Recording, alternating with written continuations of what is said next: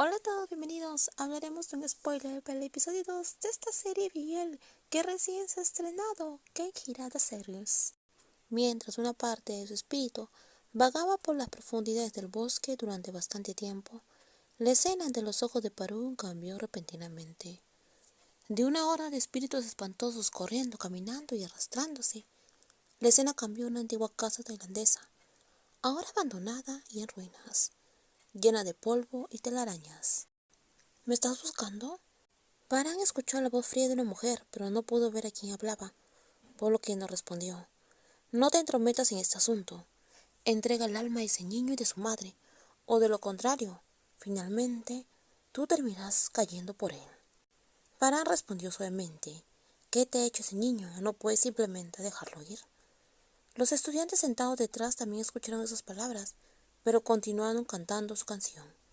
Silencio, todo lo que haga no es asunto tuyo. Me la enviarás. De lo contrario, si no, iré por ti. No deberías infligirme ninguna herida. Por lo tanto, sé ingenioso y no me desafíes, porque no lo dejaré ir. Parán recordó su espíritu. Sus ojos brillaron mientras miraba la llama de la vela. Sus oídos captaban las fuelles y los gritos no muy lejos. El hedor, la descomposición, el olor acre de los fantasmas se llevaban el viento.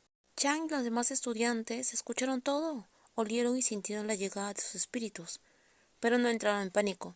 Incluso después del sudor que los recorría, mantuvieron las manos entrelazadas.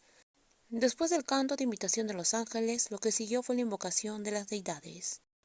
Todos concéntrense, despejen su mente. Dejen de lado sus deseos y no vacilen ni un segundo. Instruyó Parán, todavía sentado de espaldas de ellos. Yo, Parán, invoco el poder de mis venerados maestros, todos los Budas, mis padres celestiales, mis protectores. Protégenme y manténganme a salvo a mí mismo, a mis seres queridos, a mis estudiantes y a toda vida en esta aldea, de cualquier daño o peligro. Parecía que escuchaba la voz de Parán llevada por el viento, sintiéndose el espíritu puro y compasivo del joven, que deseaba proteger la aldea. Llamo a los seres y objetos sagrados del universo, desde las 8 direcciones. Vengan y transfórmenos en estas 7 paredes de cristal. Vengan y protéjanos de todo daño. En ese momento, después de la invocación de las deidades y los seres sagrados, el cielo repentinamente estalló en brillante resplandor. Empezaron a caer gotas de lluvia, pero no eran gotas de lluvia ordinarias, ya que los espíritus atrapados en la lluvia se retorcían. Las deidades respondieron a su deseo, pero solo porque el invocador era alguien de gran mérito y de corazón puro. De lo contrario, no habrían visto un poder tan milagroso. Al poco tiempo todo se disipó y volvió la paz. Ken sintió como si se hubiera deslizado hacia una dimensión vacía. Todo a su alrededor estaba completamente oscuro, con solo una dispersión de neblina blanca. Ken solo podía reflexionar para sí mismo. Una creciente sensación de temor le impidió moverse. Vamos, despierta ya.